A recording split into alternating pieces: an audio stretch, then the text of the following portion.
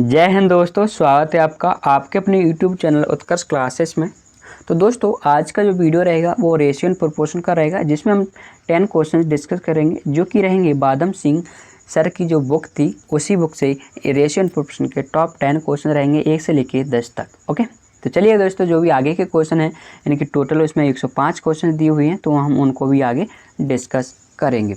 तो चलिएगा दोस्तों, वीडियो काफ़ी हेल्पफुल रहेगा, लेकिन याद रखना मैं यहाँ पे बेसिक से ज़्यादा क्वेश्चंस को सॉल्व नहीं कराऊंगा, बिल्कुल कंसेप्ट के साथ और ट्रिक के साथ सॉल्व कराऊंगा, जिससे कि हमारा वीडियो कम समय में पूरा हो जाए। तो देखो दोस्तों, सब भी आपको ए अनुपात बी है, ए अनुपात बी का मतलब होता है A/B।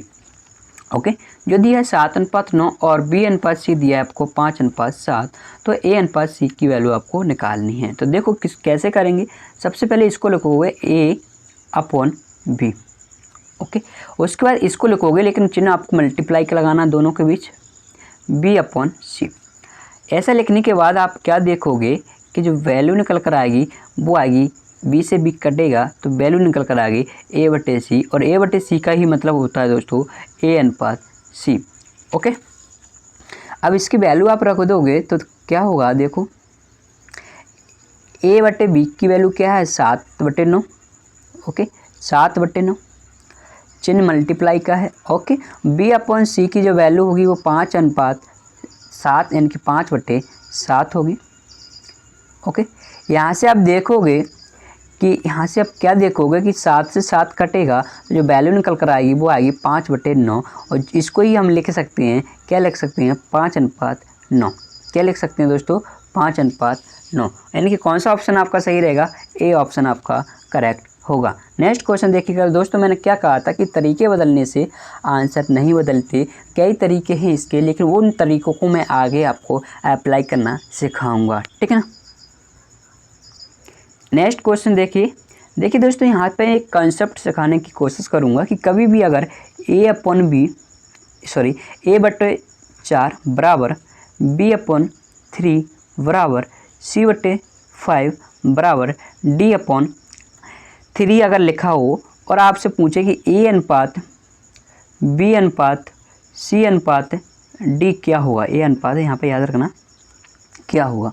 तो करना क्या है, सबसे पहले हम देखेंगे कि A के मल्टीप्लाई में कितना है 1 है, B का मल्टीप्लाई भी कितना दोस्तों यहाँ पे 1 1, और यहाँ पे कितना है 1, ऊपर भी कितना है 1, यानी कि जो अंश में जो भी वेरिएबल्स दिए हैं उनका गुणांक 1 होना चाहिए। तो ABCD का अनुपात जो होगा वो होगा उनके हरों का रेशियो, यानी कि हरों का रेशियो क्या है दोस्तों 4:3:5:3। ओके, यही आपका A अनुपात B अनुपात C अनुपात D होगा। लेकिन याद रखना क्या कंडीशन है कि उनके अंश का जो गुणांक है ओके वो कितना होना चाहिए 1 होना चाहिए। चलिएगा, अगर नहीं होगा तो कैसे बनाएंगे मैं आगे उनको बताऊंगा। तो आप देखोगे कि यहाँ पे x के बट्टे में कितना है 1 और y के बट्टे में 3 है, तो यहाँ से मैंने x अनुपात y निकाला, क्या 1:3 निकाला। ओके, यहाँ पे देखोगे y के बट्टे में 1 है और z के बट्टे में 2 है, तो यहाँ से हमने y अनुपात z निकाला 1:2। तो यहाँ पे हम दूसरा कॉन्सेप्ट यूज करेंगे, कौन सा देखिएगा, आपको पता है B यहाँ पे भी बैठा हुआ है और B यहाँ पे भी बैठा हुआ है, तो बताओ B दोनों जगह अलग अलग कैसे हो सकता है। तो दोनों जगह अलग अलग अगर आपको मिल जाए, 2 रेशियो दिए हों या 3 या 4 जितने भी दिए हों और अलग अलग वैल्यू दी है, तो उन वैल्यूज़ को आप समान बनाना है। कैसे समान बनाओगे, यहाँ पर कितना है बाई 3 है, यहाँ पर बाई कितना है 1 है, तो 3 और 1 का एलसीएम लेना है, कितना होगा 3 होगा। कितना हुआ दोस्तों 3 होगा, यानी कि अब दोनों जगह आपको क्या बनाना है दोस्तों 3 बनाना है। तो यहाँ पे ऑलरेडी 3 था और यहाँ पे ऑलरेडी 3 करने के लिए मुझे क्या करना पड़ेगा, एक को किस संख्या से मल्टीप्लाई करूँ, आपको वो 3 का मल्टीप्लाई करना पड़ेगा, ठीक ना दोस्तों। हम रेशियो में मल्टीप्लाई करते हैं तो पूरे रेशियो में करते हैं, हम यहाँ पे केवल एक में मल्टीप्लाई नहीं करेंगे 3 का, तो हम 2 में भी मल्टीप्लाई 3 का करेंगे। तो इस तरह से जो मल्टीप्लाई करने के जो निकल कर आएगी वैल्यू 3:6 आ जाएगी। अब देखोगे कि बाई दोनों जगह बराबर हो गया, बाई दोनों जगह क्या हो गया दोस्तों बराबर होगा। देखो यहाँ पर बाई कितना है 3, यहाँ पर बाई कितना है 3।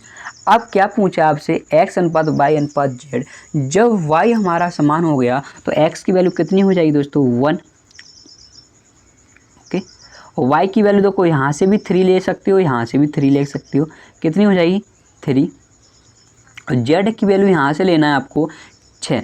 अब कई बच्चे क्या करते हैं कि यहाँ से जेड की वैल्यू 2 उठा लेते हैं। अरे भैया ये जेड की वैल्यू 2 तो तब उठाना जब बाई की वैल्यू 1 लो, लेकिन बाई की वैल्यू हमने 3 ली है ना, तो 3 के लिए 6 उठाना पड़ेगा जेड, ठीक है ना। चलिएगा दोस्तों, क्या आंसर हो जाएगा आपका 1:3:6, इनकी ऑप्शन सी आपका करेक्ट होगा, ठीक है ना। काफ़ी धीरे धीरे मैं समझाने की कोशिश कर रहा हूँ, फिर भी अगर कुछ भी प्रॉब्लम होती है तो वीडियो को फिर से देखना एक बार, काफ़ी हेल्प आपको इस वीडियो से मिल जाएगी, ठीक है ना। चलिएगा नेक्स्ट क्वेश्चन देखते हैं।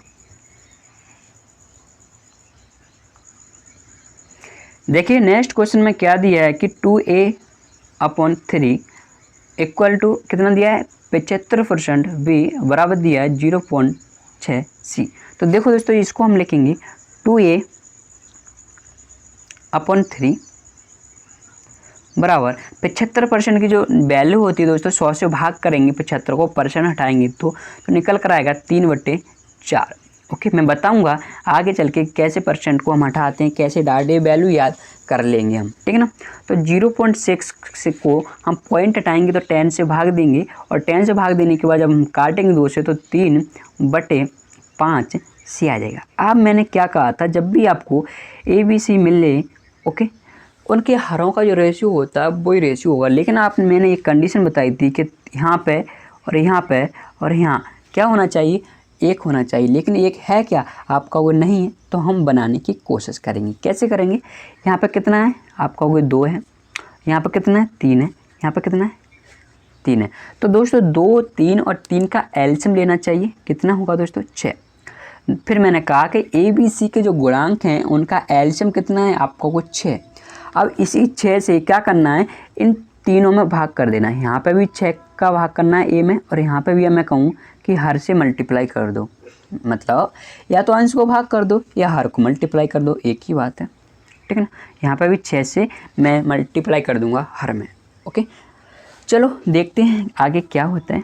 तो ऐसा करने के बाद हमें क्या मिलता है कि इस 2 से ये 6 कटेगा तो कितना बनेगा, तो आपका वो 3 बनेगा।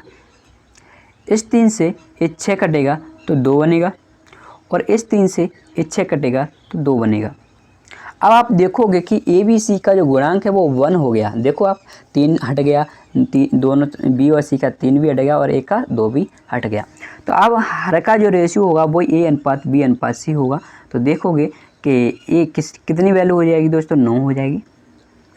4 दूनी 8 होगा, ओके, और 5 दूनी 10 होगा। आपकी जो वैल्यू निकल कर आएगी 9:8:10 आएगा, ठीक है ना। याद रखना ABC का गुणांक 1 होना चाहिए, नहीं था हमने कर लिया किससे भाग करके, 6 से भाग करके। क्यों किया 6 से, क्योंकि 2, 3, 6 का एलसीएम 6 था और मुझे ऊपर से संख्या हटानी थी तो मैं नीचे मल्टीप्लाई कर दिया। नेक्स्ट क्वेश्चन देखिएगा, यानी कि ऑप्शन डी आपका करेक्ट हो जाएगा यहाँ से।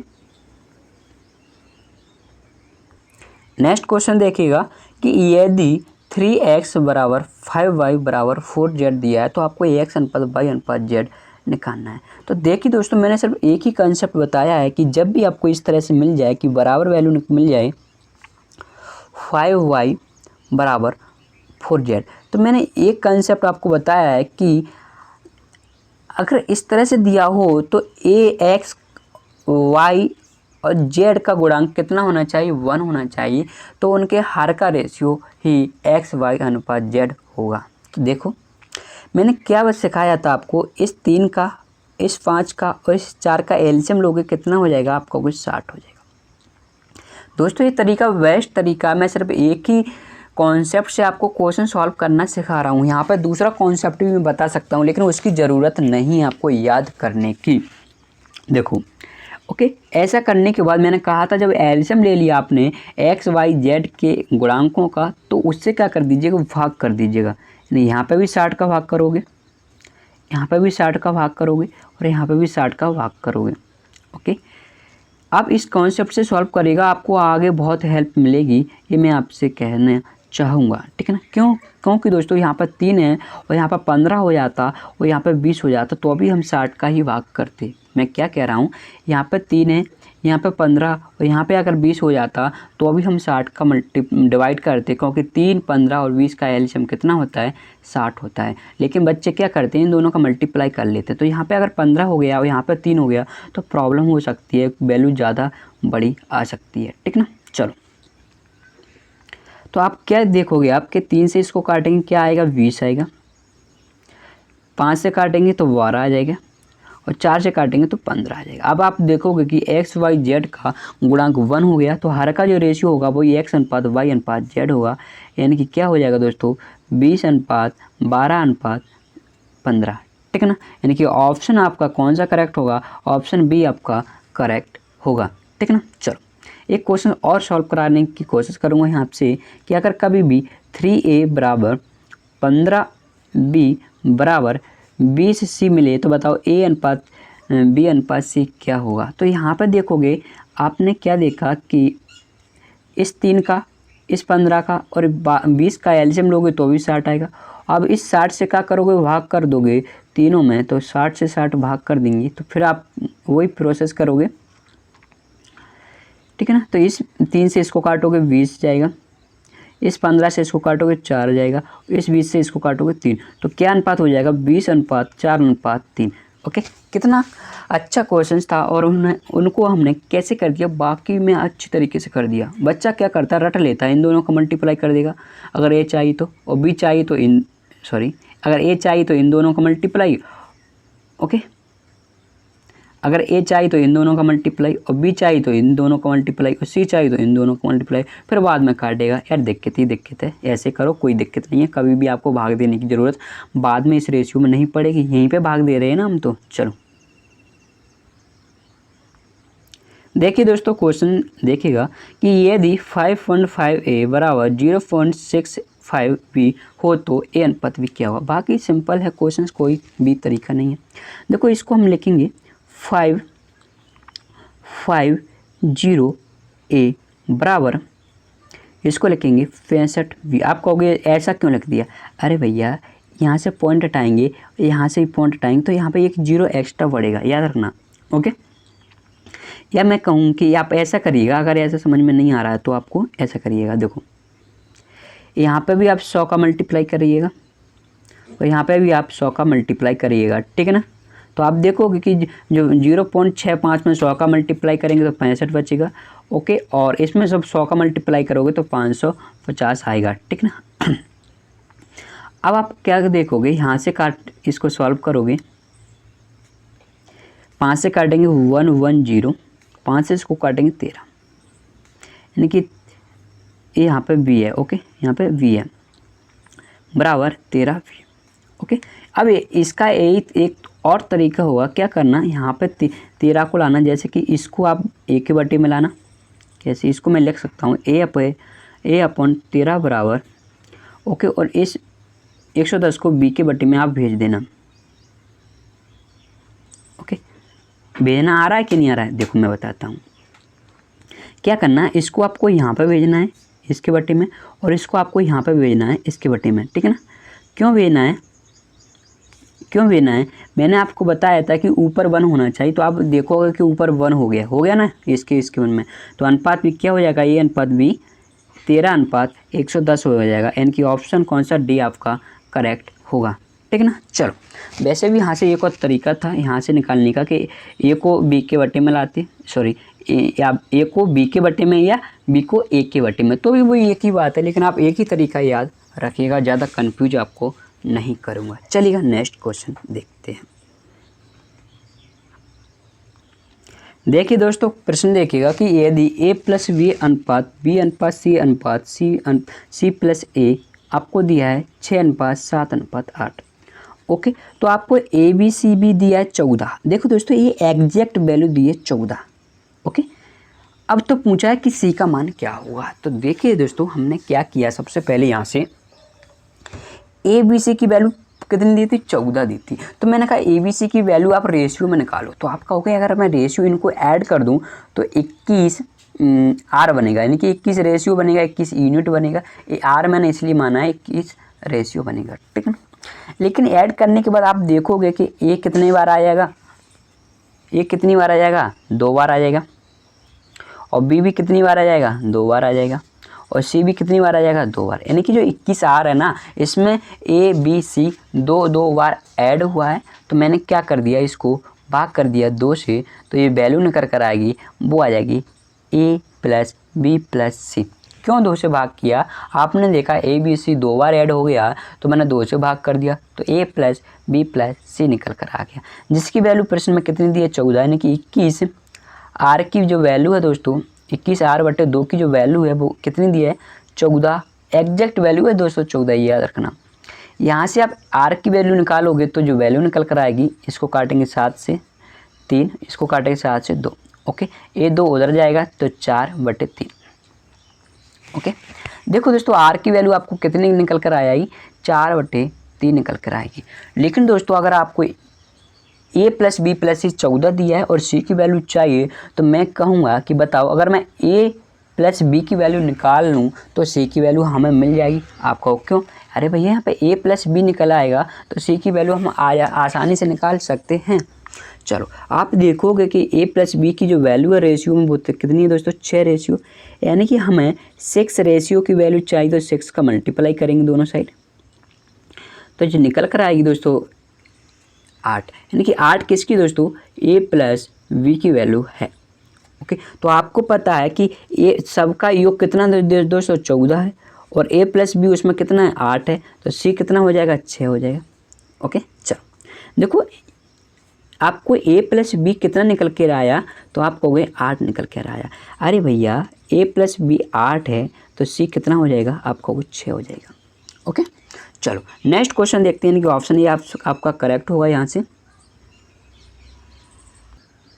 देखिए दोस्तों क्वेश्चन नंबर 8 देखिएगा कि x माइनस वाई दिया है आपको 2 और y माइनस जेड दिया है 3 और z माइनस के दिया है 5। तो बताओ कि z अनुपात x प्लस के का मान क्या होगा। देखो दोस्तों यहाँ से मैं आसान बिल्कुल सिंपल तरीके से सॉल्व कराने की कोशिश करूँगा। आप देखोगे कि यहाँ पे 2 रेशियो की वैल्यू कितनी होगी दोस्तों x माइनस वाई होगी, ओके, और 3 रेशियो की वैल्यू कितनी होगी y माइनस जेड होगी, ओके।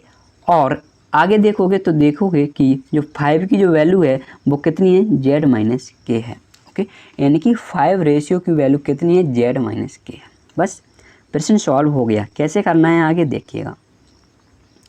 मैंने कहा सबसे पहले 2 + 3 अगर मैं कर दूं तो कितना हो जाएगा, आपको कोई 5 हो जाएगा। कितना हो जाएगा 2 + 3 5 हो जाएगा, ठीक ना। अब आप क्या देखोगे कि जो 2 की जो वैल्यू है दोस्तों 2 की जो वैल्यू है प्रश्न में कितनी दी है x माइनस वाई दी है, ओके, प्लस और 3 की जो वैल्यू है दोस्तों 3 की जो वैल्यू अब प्रश्न में कितनी दी है, अब कहोगे y माइनस जेड दी है। प्रश्न में देखो आप y माइनस जेड 3 की वैल्यू दी है बराबर 5 की वैल्यू क्या दी है दोस्तों प्रश्न में देखो आप 5 की जो वैल्यू दी है वो दी है z माइनस के, ओके। बस सॉल्व करना है आपको, आंसर आ जाएगा आपका। देखो y से y जाएगा, ओके, x यहीं पर रहेगा और ये आपका माइनस के इस साइड आएगा तो प्लस का के हो जाएगा बराबर। देखो z ऑलरेडी एक यहाँ पर था, ये माइनस का z था, ये उस साइड जाएगा तो प्लस के z हो जाएगा, यानी कि z और z ऐड करेंगे तो 2z हो जाएगा। बस प्रश्न सॉल्व हो गया। देखो यहाँ से देखेंगे x प्लस वाई के बटे में कितना लाएंगे दोस्तों, इस 2 को x बटे y के बटे में भेजेंगे और z अपॉन 1 बचेगा, यानी कि x प्लस k का जो गुणांक है वो z के बटे में जाएंगे और z का जो गुणांक है वो x प्लस y के बटे में जाएगा। तो आपको यहाँ पे पूछा क्या है कि x कितना होगा, यहाँ पे 1 होगा। x का बटे में कितना है, x के बटे में क्या हो गया, x के बटे में कितना दोस्तों यहाँ पे 1 है, ओके। और x प्लस y के यहाँ पे y नहीं होगा, यहाँ पे k होगा, याद रखना।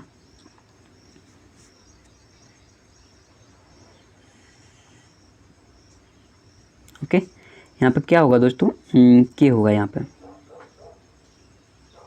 ओके। तो कितना हो जाएगा 2 हो जाएगा, यानी कि इसका जो करेक्ट आंसर होगा वो होगा 1:2, ओके, 1:2। देखो इसको x प्लस के अनुपात z तो 2:1 है, लेकिन z अनुपात x प्लस के 1:2 होगा, यानी कि x की वैल्यू कितनी है दोस्तों 1 है और x प्लस के की वैल्यू 2 है, यानी कि करेक्ट ऑप्शन आपका होगा ए। करेक्ट ऑप्शन होगा ए। नेक्स्ट क्वेश्चन देखिएगा, ऐसा ही क्वेश्चन है वहाँ में और आपको बहुत अच्छा समझ में आएगा। चलिएगा देखिए नेक्स्ट क्वेश्चन दिया है कि यदि a माइनस बी अनुपात b माइनस सी अनुपात c माइनस डी दिया है 1:2:3 और पूछा है कि बताइए a प्लस डी अनुपात c क्या होगा। तो देखो दोस्तों यहाँ पे एक की जो वैल्यू है यानी कि एक रेशियो की जो वैल्यू है वो a माइनस बी है, ओके, और 2 की जो वैल्यू है दोस्तों प्रश्न में वो दी है b माइनस सी, ओके। इसके बाद जो वैल्यू निकल कर आएगी आपकी तीसरी यानी कि 3 की, वो आएगी c माइनस डी, ओके। तो देखिएगा दोस्तों आप क्या करना, जो पहले प्रोसेस की थी वही हम अब प्रोसेस करने वाले हैं। क्या 1 प्लस 2 अगर मैं ऐड करता हूं तो बनेंगे दोस्तों 3। ये 1 2 3 कहाँ से ले रहे हैं दोस्तों, हम इसी रेशियो से ले रहे हैं, ठीक है। चलो अब आप देखोगे कि 1 की जो वैल्यू दोस्तों प्रश्न में दी है a माइनस बी, ओके, और 2 की जो वैल्यू दी है दोस्तों वो प्रश्न में दी है आपको b माइनस सी। कितनी दी है दोस्तों 2 की वैल्यू b माइनस सी, और 3 की वैल्यू भी आपको दी है प्रश्न में, देखिएगा आप अच्छे से क्या दी है c minus D, c minus D. बस प्रश्न फिर सॉल्व हो गया, इसको आगे सॉल्व करना पड़ेगा आपको। क्या हुआ देखो, माइनस का भी प्लस का भी चला जाएगा, ओके। ये माइनस का डी था, इस साइड आएगा तो प्लस का डी हो जाएगा। अब मैं डी को क्यों ला रहा हूँ, अरे भैया मुझे तो ए प्लस डी एक साथ चाहिए ना, इसलिए मैं डी इस साइड लेकर आ रहा हूँ, ठीक है ना। चलो आगे देखोगे यहाँ पर सी था ऑलरेडी, एक सी उधर जाएगा माइनस का तो प्लस का सी हो जाएगा, यानी कि उस साइड जो होगा वो होगा 2c हो जाएगा, ठीक है ना। तो फिर यहाँ से a प्लस डी यहाँ पर निकालोगे कि क्या होगा, देखो इसको आप क्या करना है, इस 2 दिखाई दे रहा है ना, इसको a प्लस डी के बटे में भेजोगे यहाँ पे 2, तो यहाँ से चला जाएगा, और c के बटे में a प्लस डी का गुणांक तो 1 ही है तो c के बटे में 1 बचेगा, ठीक है ना। तो a प्लस डी कितना हो जाएगा 2 और c कितना हो जाएगा 1, यानी करेक्ट आंसर होगा 2:1, यानी कि ऑप्शन बी आपका करेक्ट होगा। आप पिछले प्रश्न में देखोगे कि आंसर 1:2 आ रहा था, लेकिन उसमें आप जेड देखोगे तो इस साइड बैठा हुआ था, ठीक ना।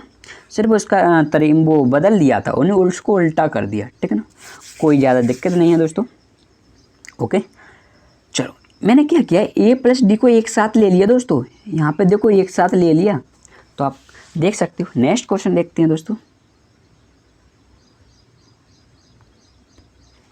देखिए यदि a अनुपात b 5:7 है और c अनुपात d 2a/3b है तो बताइए ac अनुपात bd क्या होगा। तो देखो दोस्तों मैंने क्या कहा कि आपको 2a की वैल्यू निकालनी पड़ेगी और 3b की आपको वैल्यू निकालनी पड़ेगी। तो यहाँ पर देखो a की जगह आप कितना रखोगे 5 रखोगे तो कितना बन जाएगा 10 बन जाएगा, ठीक है ना, ओके। और b की जो वैल्यू है वो आप 7 रखोगे तो 3b की जो वैल्यू निकल कर आई है वो आएगी 21। फिर मैंने कहा कि b की वैल्यू 7 रखोगे तो 3b 21 हो जाएगा, ओके। बस आगे करना है आपको। ये कितना दोस्तों, ये कितना है आपको 5 दिया है प्रश्न में, देखो कितना दिया 5। c कितना है दोस्तों, c कितना है 10 है अनुपात, ओके। b कितना दोस्तों प्रश्न में 7 दिया हुआ है, ओके। और d कितना दिया है 21 दिया है, ओके। मल्टीप्लाई करेंगे तो 50:7 का 21 में करेंगे तो आ जाएगा 147।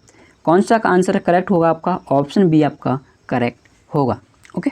मैंने 2a/3b को न्यूमेरिक वैल्यू में निकाला, उसके बाद मैंने वैल्यू रखी ac और अनुपात bd में और निकल कर आ गया 50:147। तो दोस्तों वीडियो कैसा लगा कमेंट में ज़रूर बताना, और अगर अच्छा लगा हो तो वीडियो को लाइक करना, शेयर करना, और दोस्तों अगर आपने अभी तक चैनल को सब्सक्राइब नहीं किया है तो जल्दी से सब्सक्राइब करके बेल आइकन को भी दबा देना, जिससे जब भी वीडियो अपलोड हो तुरंत उसका नोटिफिकेशन आपके पास पहुँच जाए।